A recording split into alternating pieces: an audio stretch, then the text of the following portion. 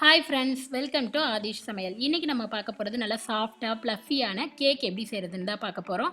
அதுவும் நம்ம வீட்டில் இருக்கக்கூடிய பொருட்களை வச்சு எப்படி ஈஸியாக நல்லா டேஸ்டியாக செய்கிறதுன்னு பார்க்கலாம். இதில் நம்ம எந்தவித முட்டை, எசன்ஸ், தயிர் எதுவுமே நம்ம சேர்க்க போகிறதில்ல. எப்படி செய்கிறதுன்னு பார்க்கலாம். வாங்க வீடியோக்குள்ளே போகலாம்.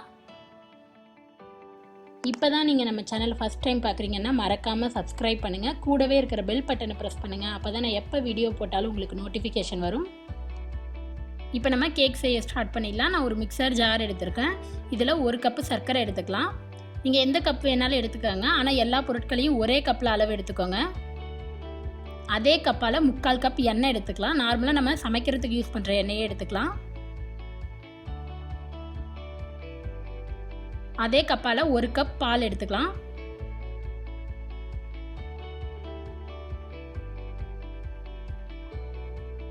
ரெண்டு ஸ்பூன் வெண்ணெய் சேர்த்துக்கோங்க. இதை எல்லாத்தையும் சேர்த்து விட்டு நல்லா ஒரு பேஸ்ட்டாக நம்ம அரைச்சி எடுத்துக்கலாம். இப்போ நம்ம நல்லா அரைச்சாச்சு. ஓப்பன் பண்ணி பார்க்கலாம். பாருங்கள், நமக்கு இந்த அளவு பேஸ்ட்டாக அரைச்சி எடுத்துக்கிட்டா தான் கேக் நல்லா சாஃப்டாக வரும்.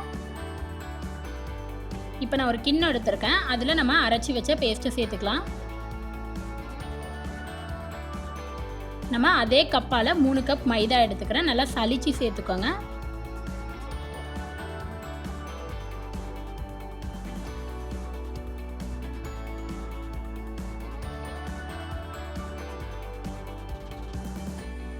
இப்போ இதை நல்லா நம்ம மிக்ஸ் பண்ணி விட்டுறலாம். ஒரு கரண்டி வச்சு நல்லா மிக்ஸ் பண்ணிக்கோங்க.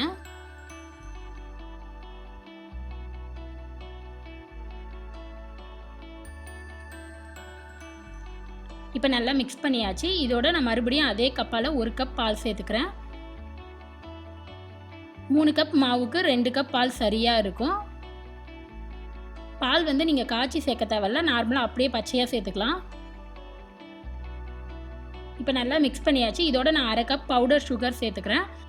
உங்களுக்கு ஸ்வீட் ரொம்ப பிடிக்காதுன்னா நீங்கள் 1 கப்போடு நிப்பாட்டிக்கோங்க. இல்லை எக்ஸ்ட்ரா ஸ்வீட் வேணும்னா இந்த 1/2 கப் பவுடர் சுகர் சேர்த்துக்கலாம். இதோட 1 ஸ்பூன் ஈனோ சேர்த்துக்கலாம். இதை எல்லாத்தையும் சேர்த்து விட்டு நல்லா கிளறி விட்டுக்கலாம். உங்ககிட்ட ஈனோ இல்லைன்னா 1/2 spoon baking soda, 1/2 spoon baking powder சேர்த்து நல்லா மிக்ஸ் பண்ணி விட்டுக்கோங்க.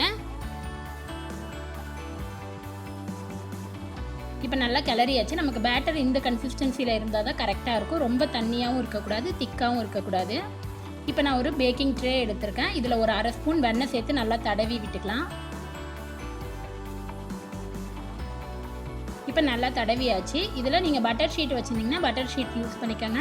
இல்லைனா A4 ஷீட்டை இது மாதிரி அந்த ஷேப்புக்கு கட் பண்ணிவிட்டு அதுக்கு மேலே நம்ம நல்லா பட்டர் தடவிக்கலாம்.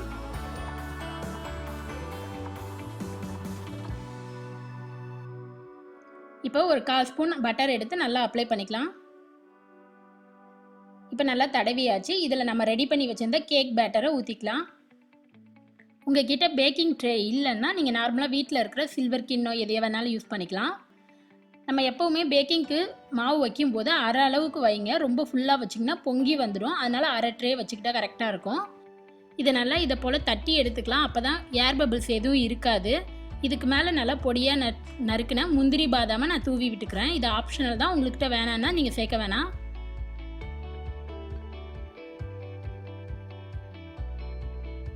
இதோட கொஞ்சம் திராட்சையும் தூவி விட்டுக்கலாம். இதே போல்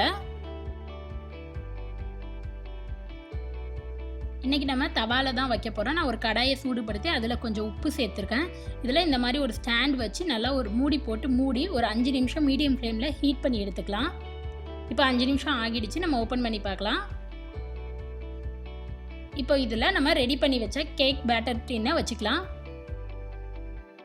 இதை வச்சு ஒரு மூடி போட்டு மூடி மீடியம் ஃப்ளேமில் 40லேருந்து ஒரு 50 நிமிஷம் வேக வச்சு எடுத்துக்கோங்க. இப்போ 50 நிமிஷம் ஆகிடுச்சு. நம்ம ஓப்பன் பண்ணி பார்க்கலாம். கேக் நல்லா வெந்திருக்கு. நம்ம கேக் வெந்திருக்கா இல்லையான்னு செக் பண்ணுறதுக்கு இந்த மாதிரி ஒரு நைஃப் டூத் பிக் வச்சு நல்லா குத்தி பாருங்கள். நமக்கு ஒட்டாமல் வந்துருச்சுன்னா கேக் வெந்துருச்சுன்னு அர்த்தம். இப்போ நம்ம கேக் நல்லா வெந்துருச்சு. இதை எடுத்து ஒரு ஒர்க்கிங் ஏரியாவில் வச்சுக்கலாம். இது நல்லா ஒரு 15 to 20 மினிட்ஸ் ஆறட்டும். நம்ம அதுக்கப்புறம் எடுத்துக்கலாம். இப்போ 20 மினிட்ஸ் ஆகிடுச்சு. இந்த மாதிரி ஒரு நைஃப் வச்சு ஓரத்தை எல்லாத்தையும் எடுத்து விட்டுருங்க நல்லா. இப்போ இதை ஒரு பிளேட்டில் நம்ம ட்ரான்ஸ்ஃபர் பண்ணிக்கலாம். ட்ரான்ஸ்ஃபர் பண்ணிவிட்டு நல்லா மேலே தட்டி விடுங்க. அப்போ தான் நமக்கு கேக் ஒட்டாமல் வரும். இப்போ நம்மளோட பட்டர் ஷீட்டை ரிமூவ் பண்ணிடலாம்.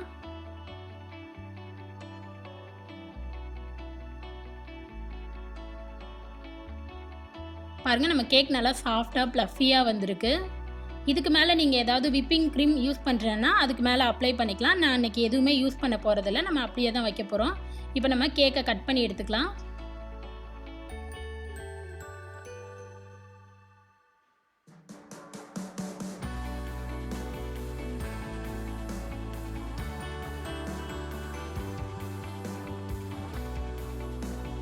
பாருங்கள், நம்ம கேக் பார்க்கவே நல்லா சூப்பராக ப்ளஃபியாக அவ்வளோ சாஃப்டாக வந்திருக்கு.